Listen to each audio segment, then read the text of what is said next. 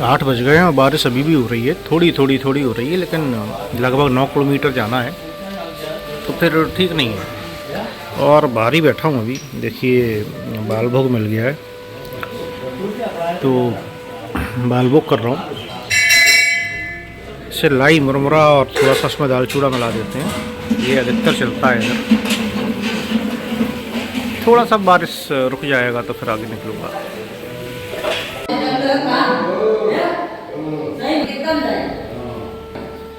ये देखिए पूरा हॉल पे झाड़ू लगाई है भाई, अभी उसे साफ़ किया। बाहर बारिश हो रही थी तो सोचा जब तक सदुपयोग किया जाए समय का, और हॉल साफ़ कर दिया है। इतना कचरा निकला है, पूरा हॉल गंदा था। तो अब बारिश रुकेगी तो आगे बढ़ेंगे। नर्मदे हर। तो ये जो आप पुलिया देख रहे हैं, ये ब्राह्मण गाँव नहीं, बोहिंदा के बाहर है। और अभी बारिश लगभग रुक चुकी है, एक आध बूंद दिख रही है। तो फिर मैंने परिक्रमा प्रारंभ कर दी है, मैया के भरोसे हैं अब तो भाई। 8:30 बज चुका है, बादल तो गहरे हैं। बीच में एक बार ये गांव निकलेगा तो कुछ नहीं है, नंद गांव आएगा नर्मदे हर, उसके पहले कुछ नहीं है। तो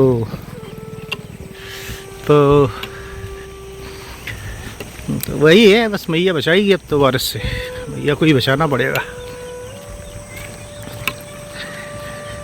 तो ब्राह्मण गांव पहुंचती है भाई। और देखिए मैंने वो दिखाया था, पूरा हॉल काफ़ी बड़ा था तो उस पर पूरा झाड़ू लगाई, वो कचरा फेंका हो जाता है। देखिए परिक्रमवासी आते हैं, आरती वारती करते हैं, वैसे भी चीज़ें होती। कल एक मैया थी परिक्रमा, उनको घुटने में समस्या हो गई थी। नर्मदे हर बेटा, नर्मदे हर, नर्मदे हर, नर्मदे हर। तो डॉक्टर वगैरह आया, बुलाया था, मालिश की उनकी। कुल मिला के अच्छा लगता है। देखिए ये कोई दिखाने उसके लिए नहीं है, मैं इसलिए तो इस पर दिखाता भी नहीं हूँ। अच्छा लगता है, सेवा करके अच्छा लगता है। अगर आपको सेवा करके या दूसरे की मदद करके, हेल्प करके अच्छा नहीं लग रहा है तो मानिए कुछ गड़बड़ है। अगर कोई इंसान दुखी है वास्तव में, बिना किसी कारण के, अच्छा इंसान होते हुए अगर वो दुखी है और फिर आपको उसे देख के करुणा भाव जागृत नहीं हो रहा है, आप दुख महसूस नहीं कर रहे हैं, तो मान के चलिए कि कुछ गड़बड़ है। ये तो इंसानियत होती है, देवत्व। देखिए 2 गुण होते हैं इंसान में, दानवत्व और देवत्व। इसे थोड़े भाषा में इधर उधर बोल देते होंगे, मैं ऐसे ही बोलूँगा, लेकिन नर्मदे। तो फिर देवत्व गुण बहुत ही कम है आप में। तो यही तो था, ये कुबेर और रावण।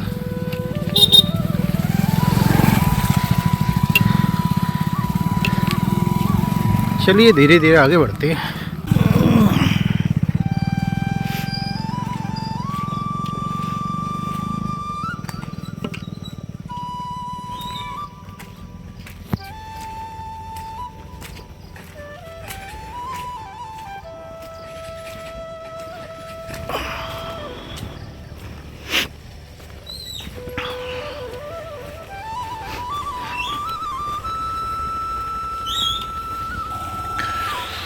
ऐसे रास्ते अच्छे होते हैं। देखिए कीचड़ तो कहीं कहीं मिल जाती है, उस दिन जैसी कीचड़ ना मिले 7-8 किलोमीटर तक लगातार अगर, तो फिर कोई समस्या नहीं होती है।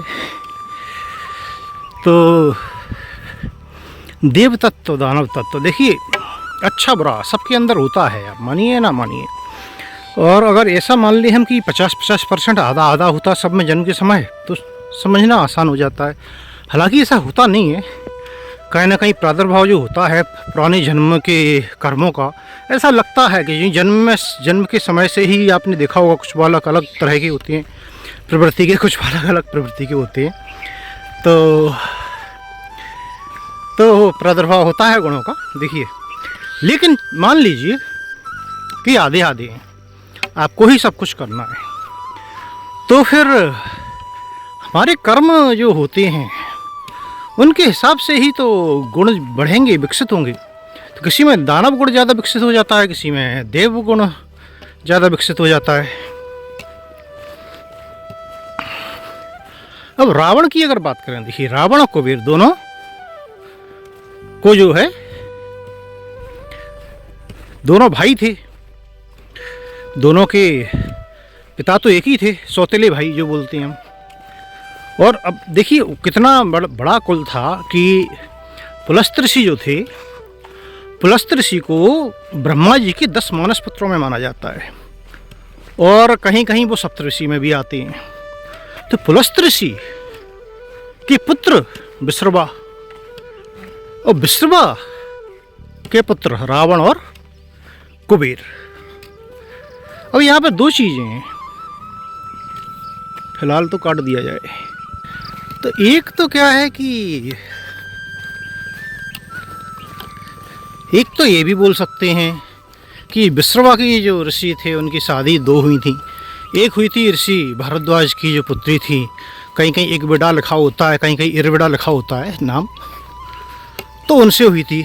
उनके पुत्र थे कुबेर। और दूसरी शादी हुई थी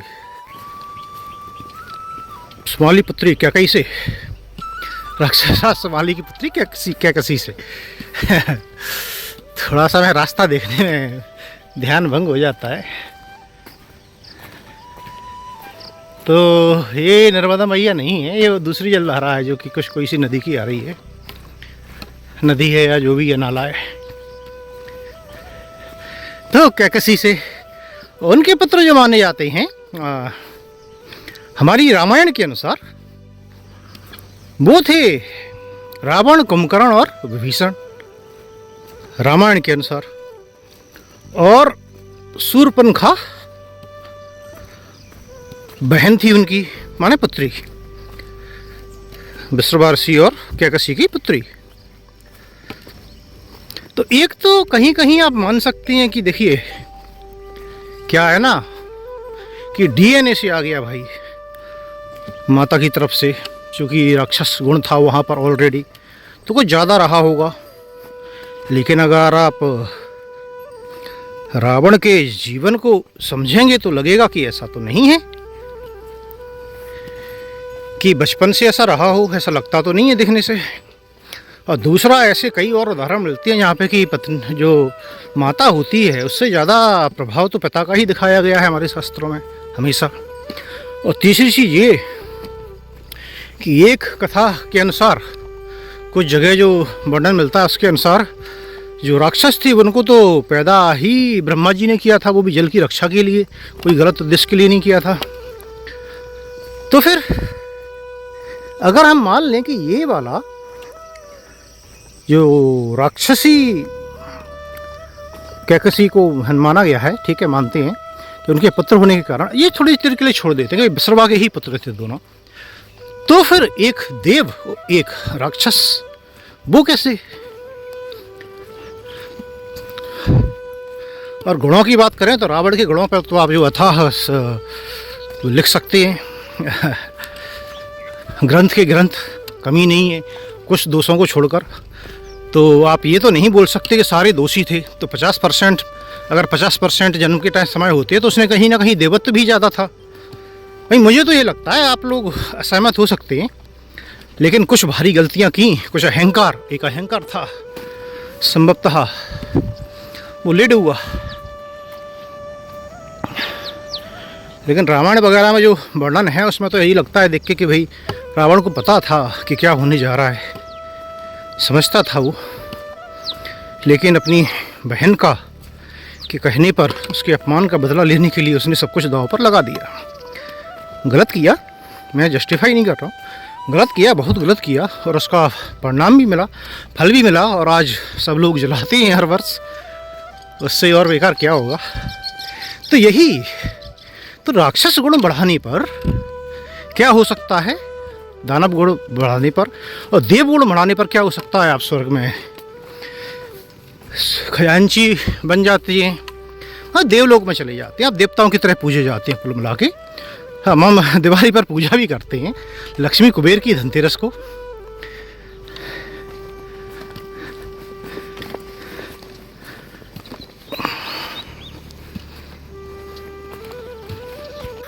एक और कीचड़ और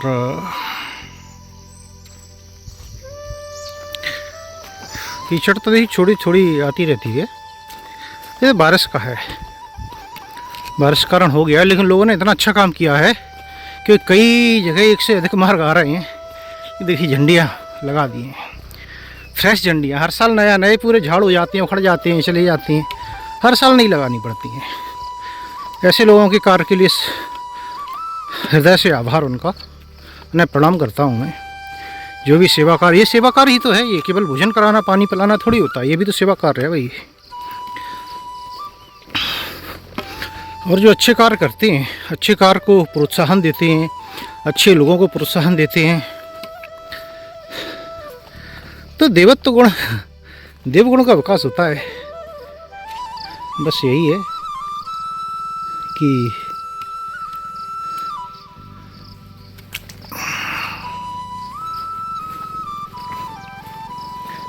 वहीं अगर आप के कर्म बुरे होंगे, बुरे कार्य करेंगे, बुरे लोगों को प्रोत्साहन देंगे, बुरे लोगों का गुणगान करेंगे, तो कहीं ना कहीं आप दानव गुणों को बढ़ावा दे रहे हैं। तो आपके अंदर भी कहीं ना कहीं अनचाहे में दानव गुण का विकास होगा और कर्मों का फल कभी ना कभी फिर मिलता है, ऐसा मेरा मानना है। ये देखिए दूर झंडियाँ लगी हुई हैं। कई बार तो क्या होता है, कोई कपड़ा होता है ऐसा ही बांध देते हैं, वो ऐसे ही फेंक जाते हैं, टंगा रहता है, उससे ही पता चलता है। ऊपर प्रॉपर झंडी लगाई है, नीचे ऐसे ही बांध दिया है जिसने भी, तो मार्ग पता चल रहा है कुल मिला के। और पसीना बहना शुरू हो चुका है 1-1.5-2 किलोमीटर आने पर ही। इतना अच्छा मौसम, ठंडा मौसम होते हुए भी सर्दी में भी पसीना आता है। धूप होती है तो कुर्ता 2 बार धुलना पड़ता है कई बार।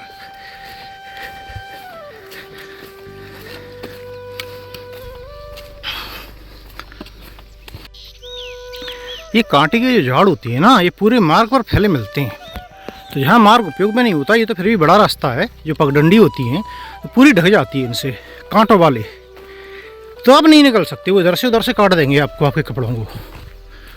मैं पिछली बार 2 बार फंसा था तो बहुत समस्या आई थी, कई जगह बहुत गहरा खसुस गया था, कई दिन लगे थे सही होने में, और कपड़े तो फटी गए थे। तो अगर बड़ा चाकू है और समय है तो जाया जा सकता है फिर ऐसी जगह से। और देखिए कितनी जल्दी बढ़ जाती हैं ये कांटों के झाड़, हाल बढ़ जाते हैं। साफ़ करते हैं, हटाते हैं, अगले साल फिर वहीं की वहीं। अच्छे वृक्ष लगाएंगे आप तो उन्हें समय लगता है, पालन पोषण करना पड़ता है, उनका देखरेख करनी पड़ती है। तो ये तो प्रकृति की प्रकृति है। ये बुरी चीज़ जल्दी बढ़ती है, अच्छी चीज़ धीरे धीरे बढ़ती है। बुरी चीज़ को बढ़ने के लिए कोई माध्यम नहीं चाहिए, अच्छी चीज़ को पोषण देना पड़ता है बढ़ाने के लिए। अच्छाई बुराई पर भी लागू होती है, सत्य असत्य पर भी लागू होता है। और ब्राह्मण गांव जो है वो स्थान है मैया के किनारे, जहाँ पर कि ब्रह्मदेव ने तपस्या की थी। मतलब वास्तव में अच्छा स्थान है वो।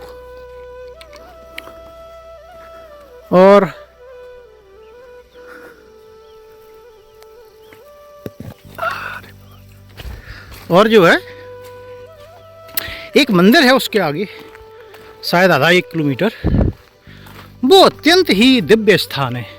पिछली बार मैं जब वहाँ गया था, मैंने करीब आधा 1 घंटा वहाँ पर विश्राम किया था और कोई नहीं था वहाँ पर, पुजारी से लेके कोई भी नहीं था।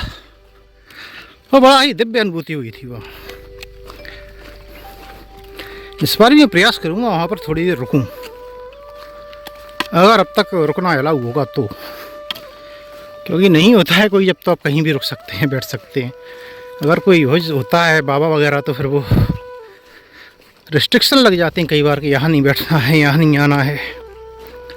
हालांकि आने से कोई नहीं रोकता है मंदिर में, लेकिन शांति भी तो मिलना चाहिए। तो वो एक मुझे दिव्य स्थान लगा था, इसलिए बता रहा हूँ मैं, अत्यंत दिव्य। वहाँ की ऊर्जा अद्भुत थी। अगर मैं परिक्रमा में, पिछली परिक्रमा में 10 जगह गिनूँ, मुझे 10 जगह तो याद भी नहीं है अभी, तो शायद मैं 5 में इसलिए नहीं बोल रहा हूँ कि समय हो गया है तो मुझे याद नहीं होता अच्छे से, तो 5 में भी हो सकती है, 10 में तो थी ही। जो 10 मुझे दिव्य स्थान लगे थे। ये जाल डंडे से ऊपर हटा के एक हाथ से आगे बढ़ना पड़ेगा। ये देखिए माँ नर्मदा यहाँ से दिखाई दे रही है। मैंने थोड़ा सा जूम किया हुआ है, तो आधा किलोमीटर 1 किलोमीटर की दूरी पर संभव था।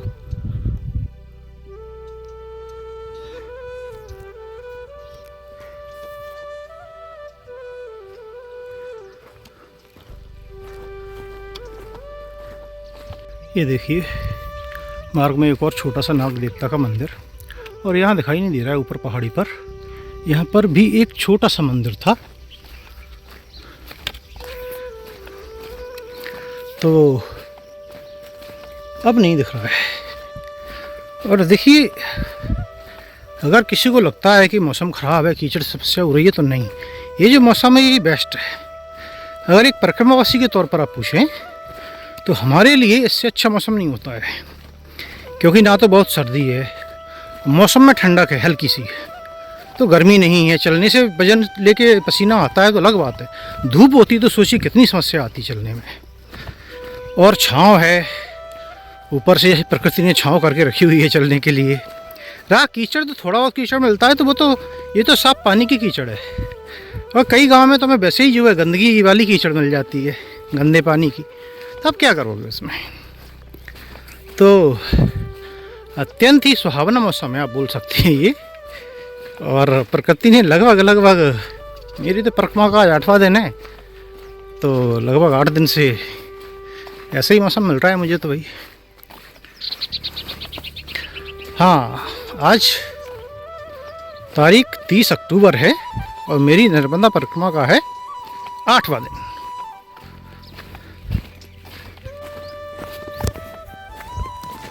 ये जिसके पास से मैं आ रहा हूँ अभी, तो ये बोराद नदी है, बोराद या बोराड, मुझे नहीं पता मार्ग यही है कि नहीं है। ये मार्ग में भटक तो नहीं गया हूँ, लेकिन मार्ग आगे तो जा रहा है। काफ़ी समय से झंडी नहीं दिखी। यह संगम इधर है, यहाँ से नहीं नज़र आएगा, कुल मिला के इधर ही संगम है। मैं तो ये मान के चल रहा था कि यह रास्ता जाएगा आगे। मैं गूगल मैप पर देखा था थोड़ा सा, तो उसी से मुझे ये संगम का पता चला, बोराड और नर्मदा जी का संगम। अब उधर बंद है तो ये वाला ले लेते हैं। झंडियाँ नहीं लगी हैं, संभव है कि ये रास्ता अभी के लिए उपयोग में नहीं लाया जा रहा है, संभव है, तभी से झंडी नहीं मिली है कहीं भी मुझे, नहीं तो काफ़ी झंडियाँ लगी हुई थी। तो चलते हैं, मार्ग है तो मार्ग मिल ही जाएगा। अगर कोई नहर वगैरह में पानी भरा हुआ तो दिख ही पानी भरा हुआ, तो फिर जैसी मैया की मर्जी भैया, क्या कर सकते हैं। अब आ गए हैं तो पीछे तो नहीं लौटेंगे, जहाँ तक संभव होगा चलेंगे। और ये कीचड़, जो इस टाइप की कीचड़ का रास्ता मिलना शुरू हो गया है ना, ये चप्पल में चिपकने वाली कीचड़ है, पीछे भी मिली है बहुत, चलने में थोड़ा कष्ट होगा इससे,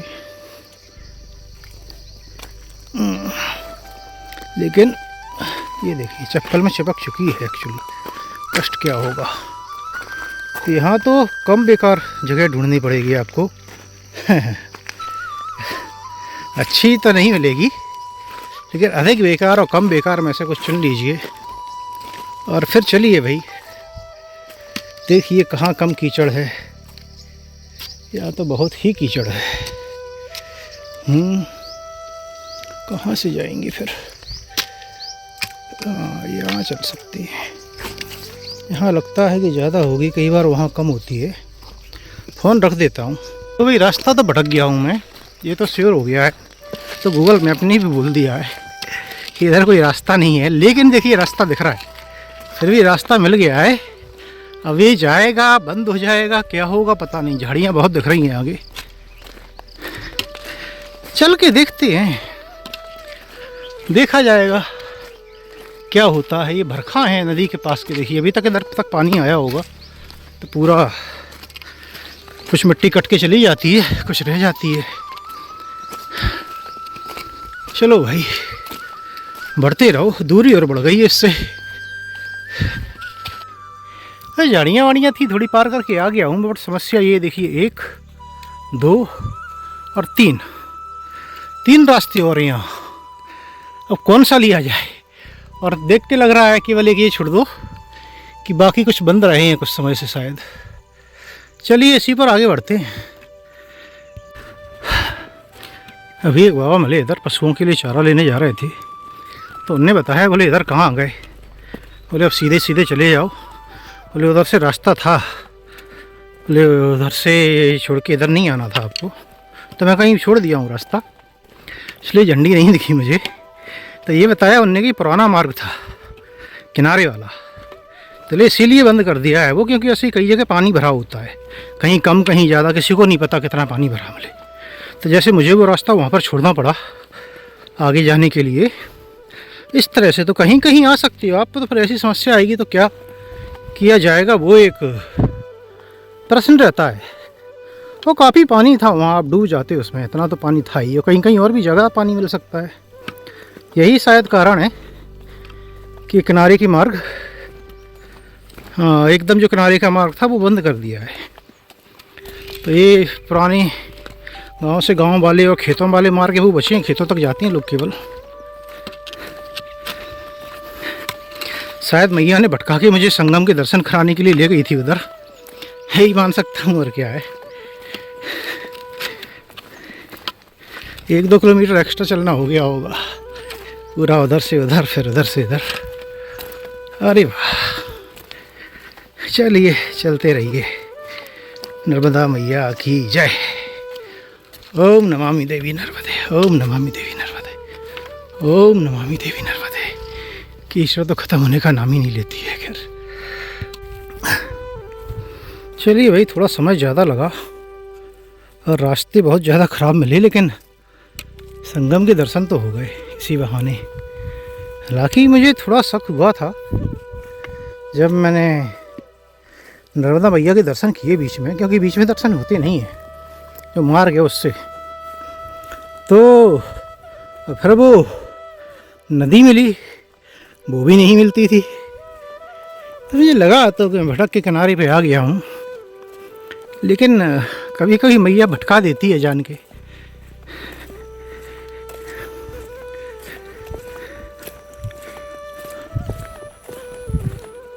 अभी नंदगांव आने वाला होगा, ब्राह्मण गांव के इधर का नंदगांव, वो बरसाना नंदगांव वाला नहीं भाई। तो यहाँ पर भी एक मंदिर है, पिछली बार तो मैं बाहर से ही निकल गया था। सर सोच रहा हूँ उसमें जाके थोड़ी देर बैठा जाए, चप्पलों में बहुत कीचड़ लग गई है, पानी होगा कहीं तो साफ़ कर लिए जाए, क्योंकि इनका वजन बढ़ गया है, क्योंकि पैर में दर्द करा देगी नहीं तो।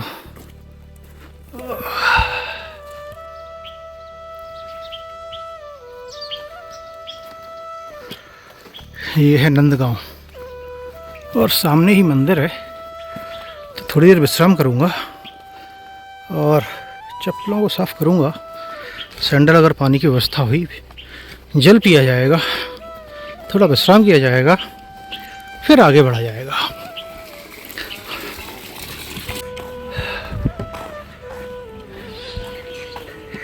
अब वही नंदगांव से ब्राह्मण गांव के लिए चल दिया हूँ।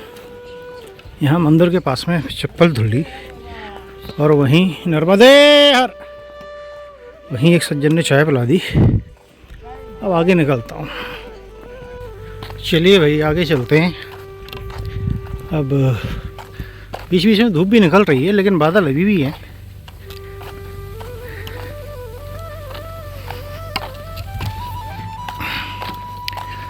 ब्रह्मा जी की तपोस्थली पहुँचेंगे और दर्शन करेंगे।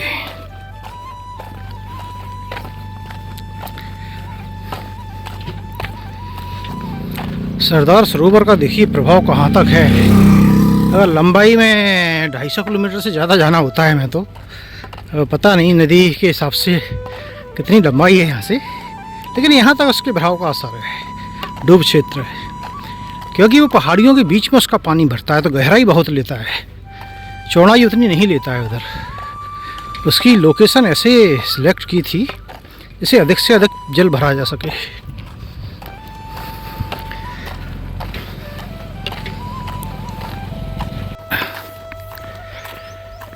आपके जैसे भाव होते हैं, देखिए वही सब दिखना प्रारंभ हो जाता है, यही बोलूँगा और क्या बोलूँ। आजकल तो स्वप्न में भी मैया।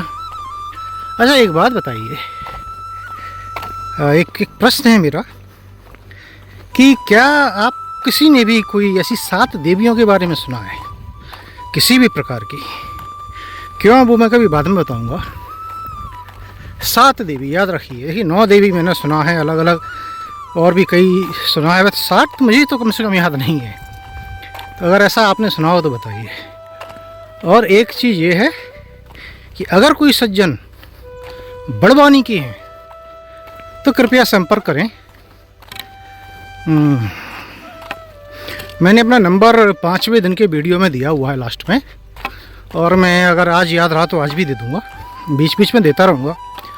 तो एक मैसेज डाल के रखिए, मुझे कुछ सहायता की आवश्यकता है।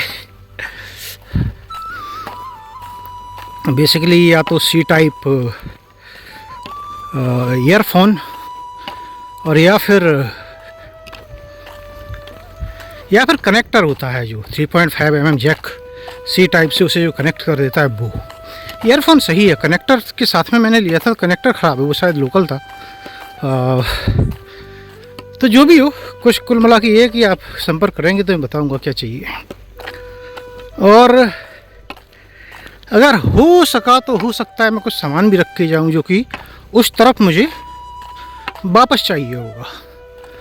उस पर मैं विचार करूँगा कि मुझे कितना समय लग सकता है और क्या उसकी ज़रूरत पड़ेगी मुझे, क्योंकि मैं वज़न काफ़ी लेके चल रहा हूँ। तो ऐसा ना हो कि पहाड़ों पर समस्या आ जाए। तो एक विचार दिमाग में चल रहा है, जो कि मैं अगले 2-3 दिन लगेंगे मुझे बड़वानी पहुँचने में। तो मैं सोचूंगा, उस बारे में विचार करूँगा। तो अगर आप कोई भी हैं बड़वानी से तो कृपया संपर्क कीजिए। धन्यवाद।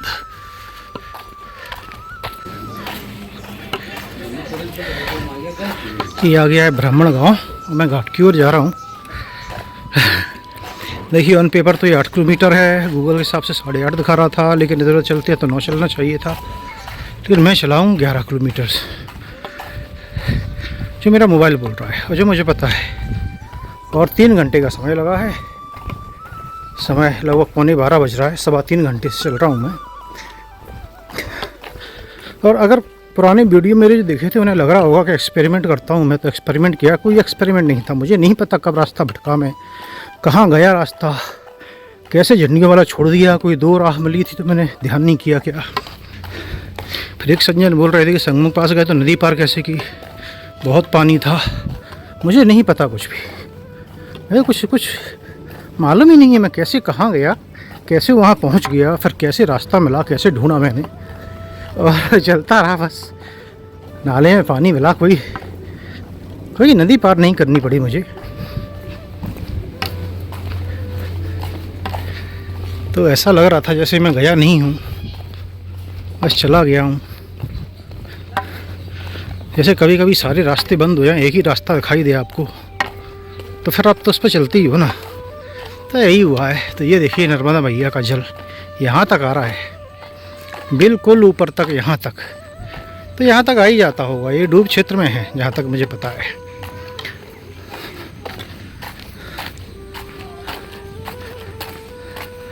नर्मदे हर, इस बार जल ज़्यादा आ गया यहाँ तक। देखिए बिल्कुल सड़क के पास में लगा हुआ है अभी भी।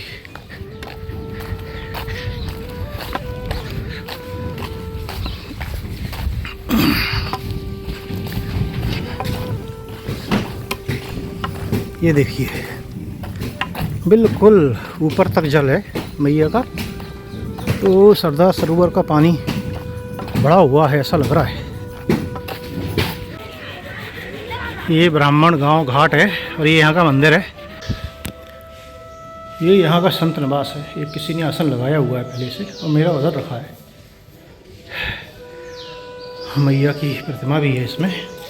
तो बोल रहे हैं बकरियां वगैरह आ जाती हैं तो इसे लगा के रखा जाए।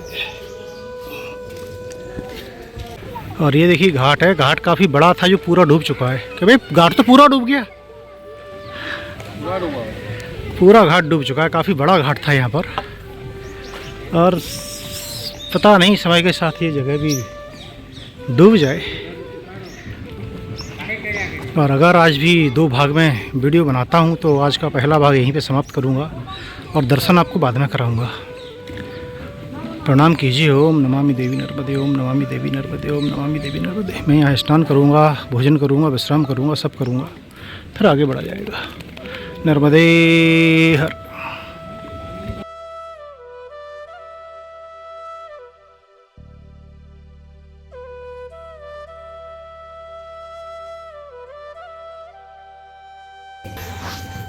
नर्मदे हर।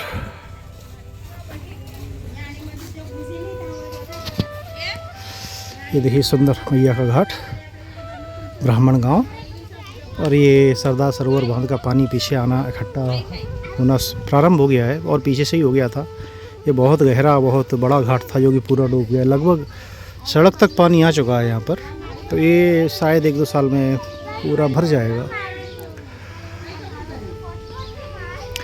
अब यहाँ से भोजन हो गए हैं, मैं यहाँ से आगे की परिक्रमा प्रारंभ करूँगा। चलिए, ए भोले बाबा।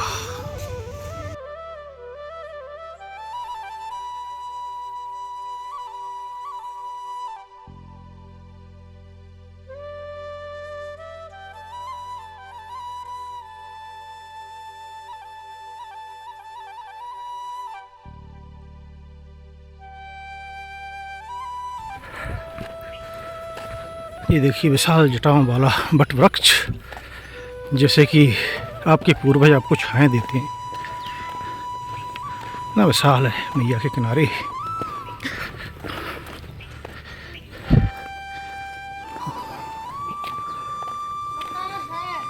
नर्मदे हर बेटा, नर्मदे हर, नर्मदे हर।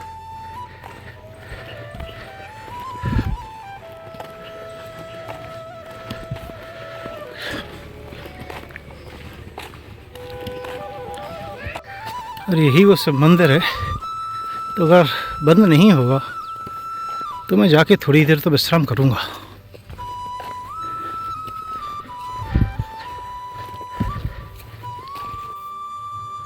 दरवाज़ा खुला था ये वाला, और ये मेरी प्रिय जगह आ गई है। भोलेनाथ, दिव्य मंदिर लगता है, कितनी शांति है यहाँ पर। और आश्चर्य की बात है, इतना अच्छा होते हुए भी कोई भी नहीं होता है यहाँ पर। आज भी मुझे लगता है कोई नहीं मिलेगा।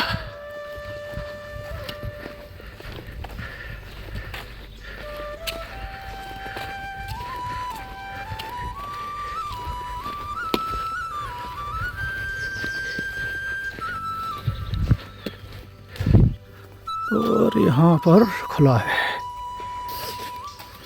वो भी दरवाज़ा खुला मिल गया।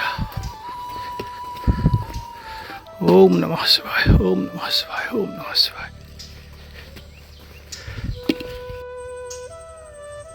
ओम नमः शिवाय, ओम नमः शिवाय, ओम नमः शिवाय।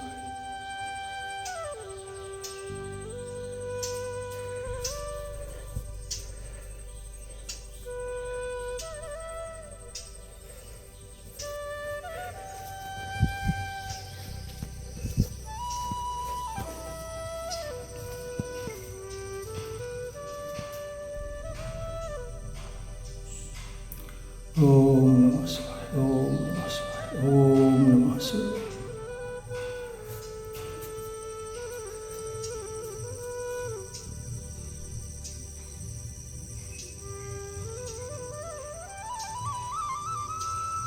तो भाई थोड़ा सा विश्राम किया जा रहा है। और अभी मैंने सडनली जब नेट ऑन करके देखा तो एक भी कमेंट नहीं था कल का जो मैंने आज वीडियो अपलोड किया था। तो मुझे कुछ डाउट हुआ, और जब मैंने अंदर जाके देखा तो पता नहीं कैसे कमेंट्स ऑफ थे। एक सेटिंग होती है, तो अगर बंद हो जाती है तो फिर कोई कमेंट नहीं कर सकता। तो उसके लिए मैं क्षमा चाहूँगा, पता नहीं वो कैसे हो गया। फिर मैंने अभी उसे चेंज कर दिया है, लेकिन अभी तक तो काफ़ी लोग देख चुके होंगे और कमेंट करने की कोशिश की होगी, तो उन्हें लगेगा कि भाई पता नहीं क्यों कमेंट बंद है। तो ऐसा नहीं है, मैंने जान के नहीं किया था, बस यही है। अभी देखिए थोड़ा सा विश्राम किया जाएगा, फिर आगे बढ़ूँगा। आज शायद पता नहीं लखनगांव फाटा या कहीं तो जाके और वहीं विश्राम होगा।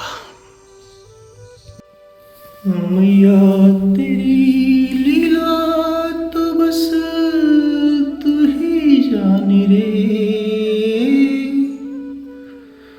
मैं तो तेरा भगत हूँ मैया, मैं का जानू रे, मैं का जानू रे।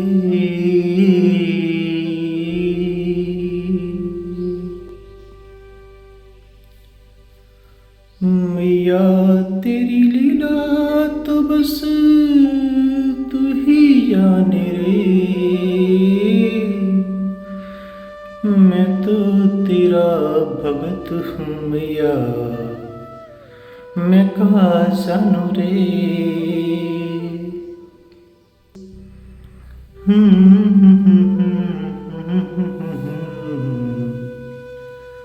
मैं कहाँ जानू रे।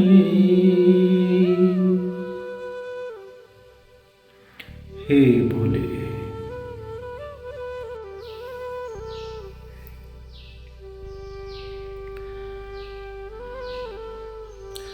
शिवालय में विश्राम करने की तो बात ही कुछ और है।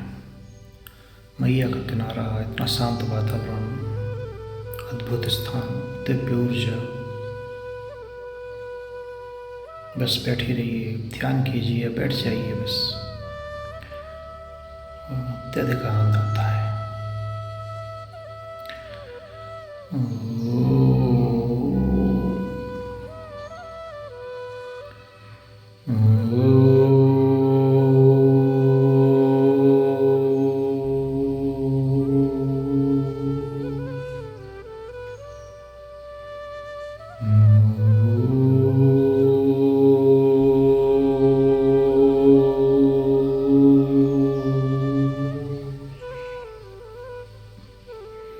जय भोले बाबा। ये देखिए सारे पेड़ डूब चुके हैं, काफ़ी गहरा पानी है यहाँ पर। यहीं से काफ़ी गहरा पानी होना प्रारंभ हो जाता है, इसलिए आगे भैया के तट का मार्ग बंद हो जाता है। और चूँकि ये गहरा है यहाँ पर जगह ठीक है, लेकिन नहीं तो इसका फैलाव ज़्यादा हो जाता है।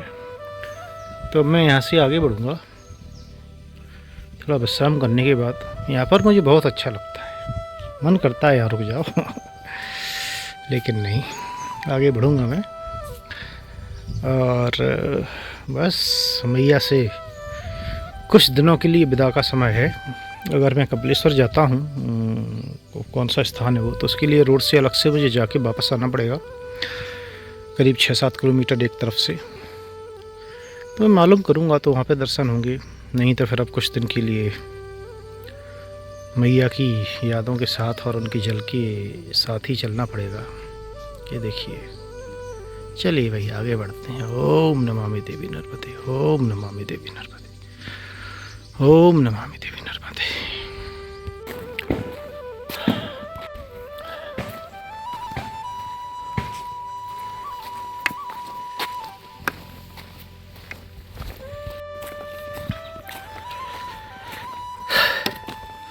पता नहीं क्या है इस स्थान में, उसे बोलते नहीं मन रहा था। अभी तक बोलने में समस्या है, गला रुंध गया है, जैसे आंखों से अश्रुधारा बिल्कुल लांसू टप टप टपकने लगे थे वहाँ पे। कुछ तो है, अत्यंत दिव्य है, कुछ तो है। तपोस्थली है वो सब ठीक है, अपनी जगह है, शास्त्र में लिखा है। शास्त्र में तो बहुत सारी जगह का लिखा होता है, लेकिन इस स्थान पे ऐसा क्या है वो मुझे नहीं पता। जो अनुभव करते हैं उसे आप झुठला नहीं सकते।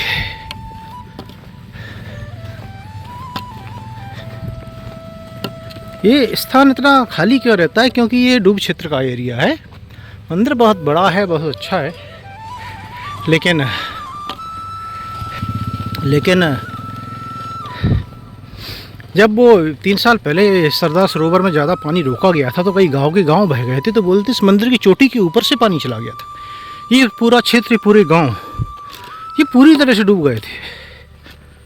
तो अब चूँकि डूब में है, कभी भी डूब सकता है, इसलिए संभवतः उतनी देखभाल नहीं होती है। मैंने पूछा, कक्ष भी है वहाँ पर, कि कभी कोई आए कुछ दिन के लिए तो रहने का। मैं देखो मैया जाने आगे, लेकिन कभी 2-4 दिन आके शायद रुकने का प्रयास करूं लोगों से अनुमति लेके। अगर ये नहीं डूबता है जब तक तो चलिए, अभी तो आगे बढ़ते चलते रहिए। रास्ते जाते हैं, देखिए कि ये सड़क मार्ग है और ये है कच्चा वाला। ये विश्वनाथ खेड़ा होके जाता है और ये शायद दबाना होके निकल जाएगा। दोनों 8 किलोमीटर ही पड़ते हैं, लगभग 8.5। और वो सड़क मार्ग है, जल्दी पहुंच जाएंगे। ये कच्चा है, तो कच्चा मार्ग है तो फिर कीचड़ विचड़ ये सब मिल सकता है, लेकिन मैया से थोड़ी सी नज़दीकी रहेगी यहाँ से। तो फिर पता नहीं क्यों सड़क मार्ग पर मुझे चलने में उतनी सुविधा नहीं होती, असुविधा रहती है थोड़ी। तो मैं इधर से ही आ रहा हूँ, विश्वनाथ खेड़ा से, क्योंकि मैं तो यही मानता हूँ कि अगर पैदल चलना है तो हाईवे रोड अवॉइड किए जाए उतना अच्छा है, अगर संभव है तो, क्योंकि वो वाहन के लिए होते हैं। उन पर पैदल चलने के लिए मार्ग हाईवे पर बनाया नहीं गया होता है, फिर आपको रोड पर ही चलना होता है।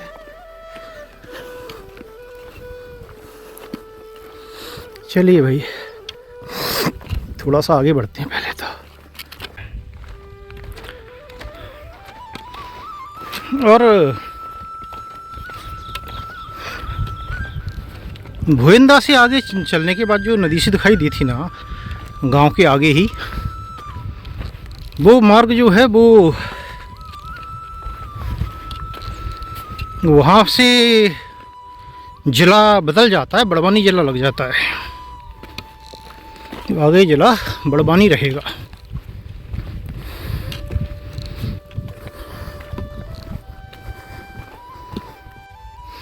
ये देखिए इधर भी नर्मदा जी का पानी आ गया है, तो बांध का ये इस तरह से फैल के आ जाता है पानी। यहाँ पर भी काफ़ी गहराई है, पेड़ डूबे हुए हैं। तो ऐसे कहीं कहीं सूल पानी में भी दिख जाती है दूर से। वहाँ के चूँकि ऊंचे पहाड़ हैं तो थोड़ा सा और दूर से निकलना पड़ता है, लेकिन बीच में कहीं कहीं ये जल दिखाई देता है। लेकिन ये स्थिर जल होता है। देखिए ये बैक वाटर बोलते हैं ना, बहाव का जल होता है, पीछे तक आ जाता है। मैया का जल तो मैंने जो बहती हुई धारा है वही मानी जाती है, अविरल धारा। बस ये इस रास्ते में ये है कि थोड़ा कीचड़ है, कीचड़ वीचड़ तो मिलेगा भाई।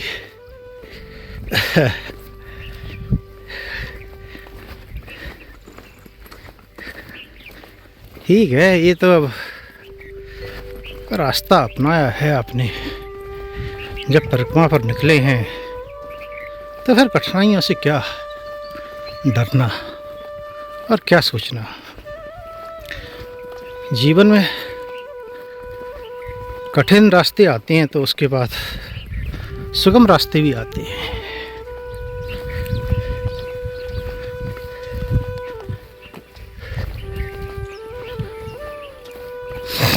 लेकिन ये रास्ते पुरानी परिक्रमा के नहीं हैं। तो आप दिव्य अनुभूति, या आप सोचें कि क्योंकि थोड़ा सा दूरी हो गई है, संभव है इधर भी होते होंगे, पता नहीं मुझे। अभी तक तो किनारी चल रहा है एक तरह से। जैसे ब्राह्मण गांव था और वो तो किनारे पर ही था।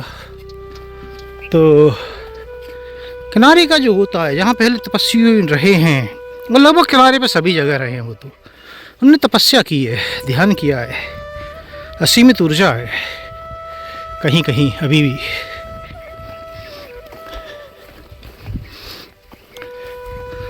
वो कभी कभार आपको अनुभव हो सकती है अगर आप सही जगह पहुंच गए, आपकी मशीन सही है, संभव है, कौन जाने।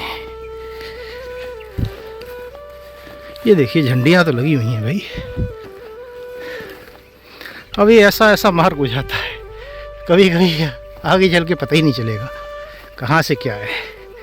जब पानी इधर तक भर जाता है तो फिर कहाँ से मार्ग रहेगा ये।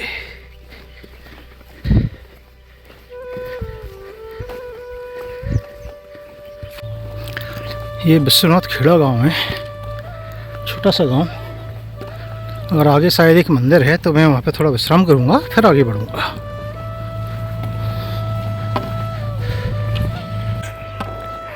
ये मंदिर है, एक ये मंदिर है, तो किसी एक मंदिर में बैठ के थोड़ा विश्राम किया जाएगा। कौन सा गांव है बाबा? टिगरिया टिरगरिया टिरगरिया टिरगरिया गांव। कितना बड़ा गांव है ये? बड़ा। टिटगरिया गांव निकल गया है। अब आगे जा रहे हैं तो शायद लखनगांव फाटा आएगा सीधे, जो कि हाईवे पे है, फिर हाईवे से मार के जाता है।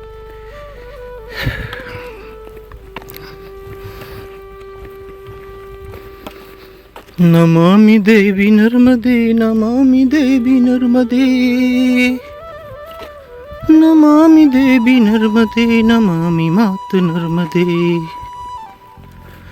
नमामि मात नर्मदे, नमामि मात नर्मदे, तदीय पाद पंकजम नमामि देवी नर्मदे, नमामि देवी नर्मदे, नमामि देवी नर्मदे, तदीय पाद पंकजम नमामि देवी नर्मदे, नमामि देवी नर्मदे, नमामि देवी नर्मदे, तदीय पाद पंकजम नमामि देवी नर्मदे।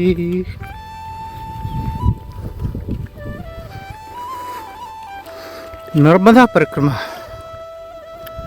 खंडित कब मानी जाती है? सवाल है, सवाल किया है सज्जन ने, पूछा है, और भी पहले भी पूछा था कई लोगों ने। वैसे तो परिक्रमा के नियम का मैंने बड़ा अच्छा वीडियो बनाया था, उसमें सारी चीज़ें बताई हुई हैं। 1-2 साल पहले बनाया था शायद वो। तो चलिए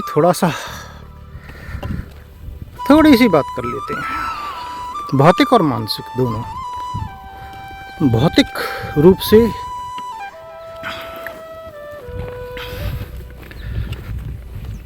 रूप से सबसे बड़ा नियम तो यही है कि नर्मदा मैया को लांघना नहीं है, उनके जल को नहीं लांघना है।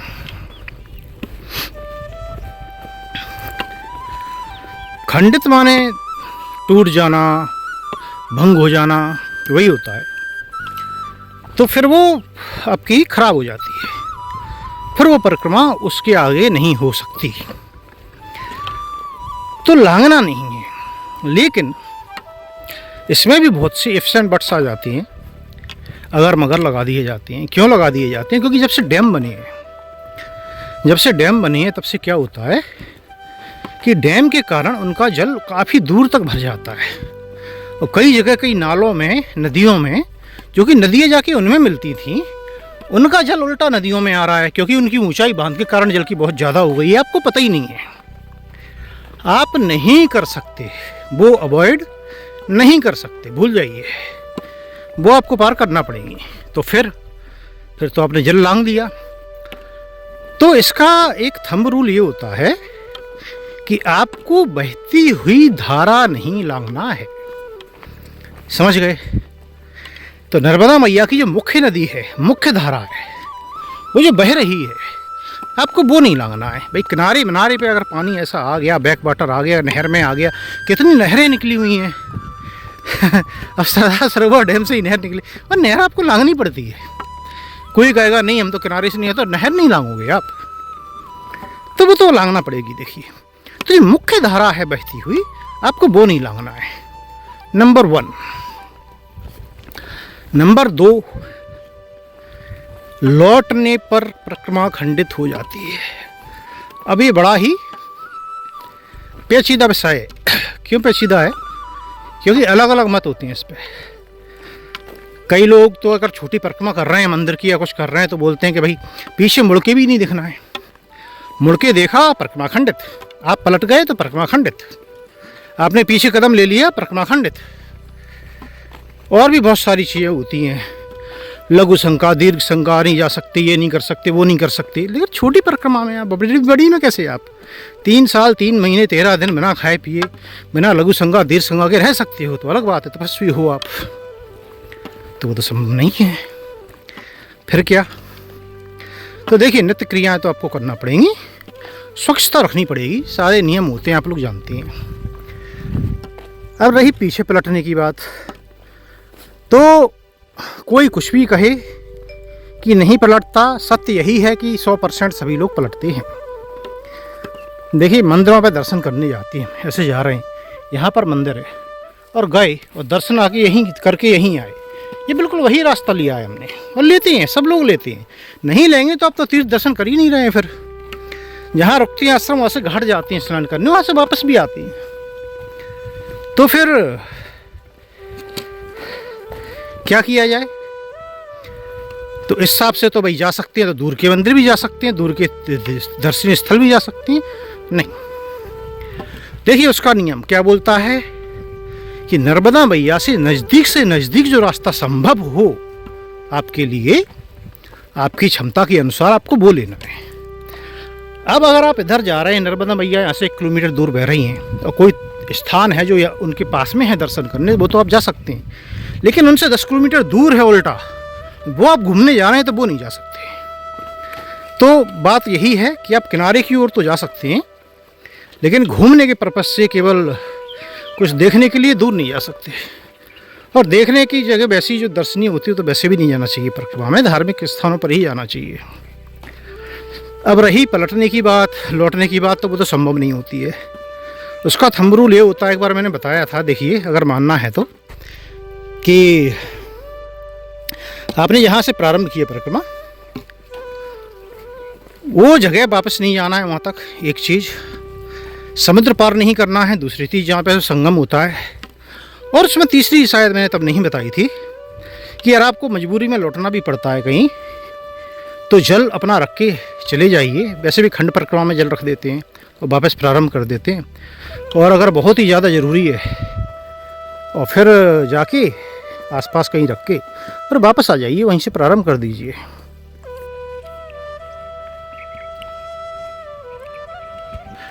ये पीछे बाबा थे, इन्हें रोक लिया मुझे, बोले यहीं थोड़ा सा रुक जाओ, तो मैं रुक गया। मैं तो रुक जाता हूँ भाई, बोले गाड़ी पे ही विश्राम कर लो। गाड़ी पे ही सामान रखा और उसी पे बैठ जाए, बातें करते हैं। बोले 5 लड़कियाँ हैं, शादी हो गई, 1 लड़का है, 7 एकड़ ज़मीन है, ऐसा वैसा गाय हैं। बोले जंगल में चराने जाते हैं, इससे अच्छा सोचा कि चारा तो हमारे खेतों में ही लगा होता है, बीच में तो सफाई भी हो जाएगी, भाई चरा दिया करेंगे। तो इधर आ जाते हैं।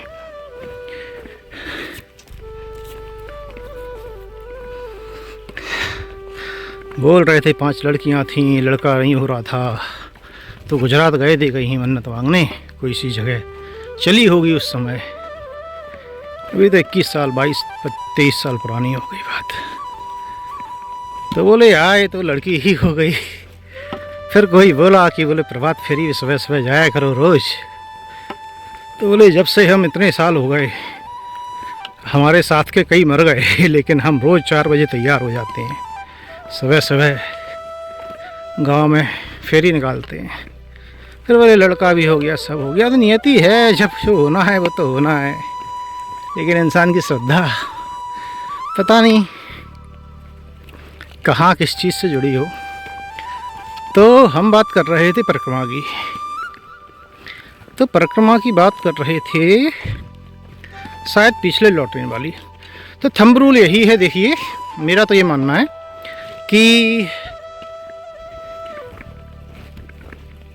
अत्यंत आवश्यक अगर है पीछे लौटना, अत्यंत ही आवश्यक है, तो जल रख के ही जाइए और परिक्रमा वहीं से प्रारंभ कीजिए। आगे जाना या पीछे जाना कहीं भी अगर अत्यधिक आवश्यक है, आपकी चोट लग गई मान के चलिए, पैर में चल ही नहीं पा रहे हैं आप, तब क्या करेंगे? तो परिक्रमा खंडित हो गई, लेकिन आप 2-4 दिन में सही हो सकती हैं। अगर आगे या पीछे कहीं अस्पताल है, आप वहाँ चले जाइए वाहन से, कैसे भी वापस वहाँ आइए, फिर वहाँ से प्रारंभ कर दीजिए।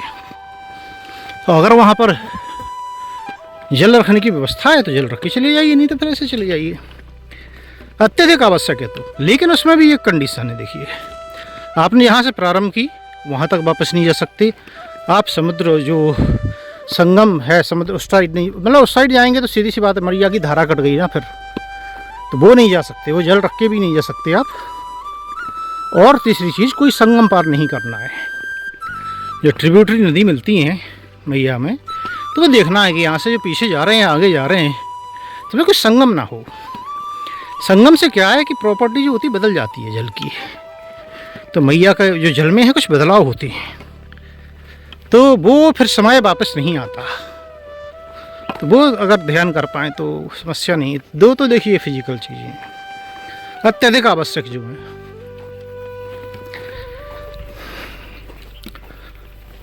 बाकी तो आप नियम जो होते हैं, संकल्प जो आपने लिया उस हिसाब से कीजिए। आपने पूरे पैदल का लिया है, नहीं लिया है, आपने वाहन का लिया है, आपने धूम्रपान वगैरह अगर आप कुछ करते वो छोड़ने का लिया है, नहीं लिया है, यही सबका अलग अलग है। कैसे होती है सही तरीके से वो अलग बात है मानना। तो फिर क्या, फिर ये देखिए कि फिर मानसिक तौर पर भी होती है। आध्यात्मिक तरीके से देखेंगे ना तो फिर एक और चीज़ आती है खंडित का मतलब क्या, वो आपकी सोच पर भी तो है कि आप कितना मान रहे हैं, कितना करना चाहते हैं। आपने जो नियम रखा है, व्रत रखा है, वो टूटा कि नहीं। देखिए निर्जला आप व्रत रखते हैं, एक व्रत कितने तरीके से हो सकता है। एक ही व्रत एक ही दिन का निर्जला हो सकता है, आप जल भी नहीं पिएंगे और जल भी नहीं पिए। कोई भी व्रत होता है वो केवल दिन का नहीं होता है। अगर कल का व्रत है तो आज शाम से शुरू हो जाता है, वो रात्रि के साथ, सूर्यास्त के साथ, और वो परसों सूर्योदय के बाद ख़त्म होता है। तो आपको जल भी नहीं पीना है। फिर कोई लोग जल नहीं लेते हैं तो फल ले लेते हैं, बोले एक टाइम फल ले लेंगे कोई एक, या एक गिलास दूध ले लेंगे। फिर कोई होता है कि भाई एक टाइम नहीं दोनों टाइम ले लेंगे, एक नहीं लेंगे ज़्यादा भी ले लेंगे, फलाहार कर लेंगे जितना कर सकते हैं, नमक नहीं खाएंगे। तो ऐसे अलग अलग कैटेगरी के व्रत होते हैं। ऐसे ही अलग अलग कैटेगरी की परिक्रमा होती है, भी व्रत है। एक परिक्रमा एक व्रत होता है। तो वो व्रत, आप व्रत में क्या मान रहे हैं वो फिर आपके ऊपर है ना। अब जो मान रहे हैं वो अगर फिर आप तोड़ देते हैं तो वो मानसिक रूप से खंडित तो मानी जाएगी।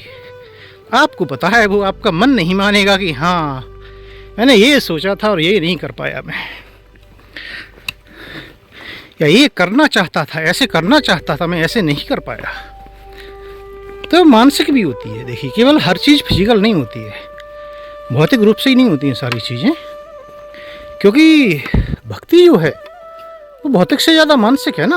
आप माने तो वो बोलते हैं मानो ही मानिए तो भगवान है, नहीं मानिए तो पत्थर ही है। फिर वो उसी पत्थर को तराश के रख देते हैं। प्राण प्रतिष्ठा भी नहीं होती कई जगह। तो अब नर्मदेश्वर शिवलिंग है, कितने पत्थर निकलते हैं नर्मदा जी से। तो और कई जगह मंदिर में ऐसी मूर्ति बना के रख देते हैं, मैंने देखा है। और आश्रम बनाते हैं उधर ऐसे ला के रख देते हैं, कभी हनुमान जी की, कभी कोई। तो श्रद्धा तो मानसिक हुई, आपके अंदर से आती है भक्ति, तो मानने के ऊपर है। तो भौतिक रूप से कम आप ये दो चीज़ें मान सकते हैं। मानसिक रूप से प्रयास कीजिए अधिक से अधिक चीज़ें करने का, जितना कर पाएँ। और या फिर संकल्प लीजिए कि मैं अपने संपूर्ण प्रयास करूँगा या करूँगी मानसिक नियमों को मानने की। पूर्णतः प्रयास कीजिए ईमानदारी से। आप अगर कोई नशा करते हैं उसे छोड़ने का प्रयास कीजिए पूरी तरह से। आप भगवान भरोसे चलने का प्रयास कीजिए। इतना प्रयास कीजिए, ये नहीं बोल रहे हैं कि भाई भूखे मर जाइए। अरे एक दिन अगर कोई आप नहीं खाएंगे तो थोड़ी ना कुछ हो जाएगा। अगर एक दिन नहीं भी मिला कुछ, मान लीजिए एक टाइम ही नहीं मिला, तो क्या ज़रूरत है खरीद के खाने की। करना चाहते हैं तो, नहीं करना चाहते हैं तो कोई बात नहीं। आप जैसा भी संकल्प लें, जैसा भी मन में विचार करें उस हिसाब से चलिए। तो ये व्रत है। देखिए व्रत अलग अलग तरह का जैसे होता है वैसे ये भी अलग अलग तरीके से होती है। अच्छा बुरा कुछ नहीं है इसमें, सब अपनी क्षमताओं के हिसाब से करते हैं। तो खंडित का यही है, मुख्य रूप से तो यही है। फिर कुछ इधर उधर की चीज़ें होती हैं। अब जल है, जैसे आप जल पूजन करते हैं रोज़ाना, तो पूजन वो जल ही तो आपका जुड़ाव है मैया से। तो जल आपके पास होना चाहिए, जल खराब नहीं हो, ऐसा ना हो कि जल कुछ ऐसा मिश्रित कर लिया कि मैया का जल ही ना रहे और फिर आप पूजन कर रहे हैं।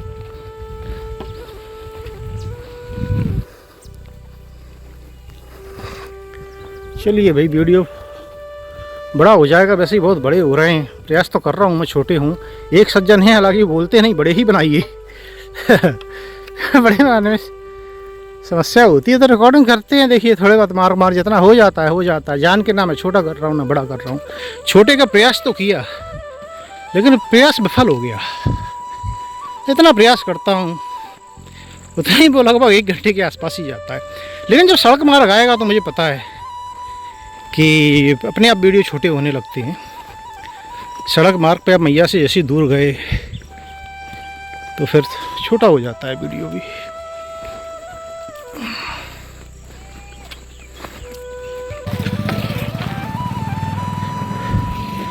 ये लखनगांव था, यहाँ से 2 किलोमीटर बाद आएगा लखनगांव फाटा। फाटा माने जैसे रोड होती है ना, लखनगांव रोड बोलिए या लखनगांव मार्ग, तो मुख्य मार्ग से किसी गांव का जो या किसी जगह के लिए जा रही होती है रोड, तो वो महाराष्ट्र में अधिकतर फाटा शब्द का उपयोग देखा है मैंने। यहाँ इधर भी बोलते हूँ फाटा, तो पता नहीं। तो लखनगांव फाटा माने वहाँ से लखनगांव का मार्ग आता है, रोड ये है। तो ये है वो गाँव। पिछली बार मुझे नहीं मिला था, मैं उधर से चला गया था। तो ये है कैलाश आश्रम। तो आज रात्रि का विश्राम यहीं होगा।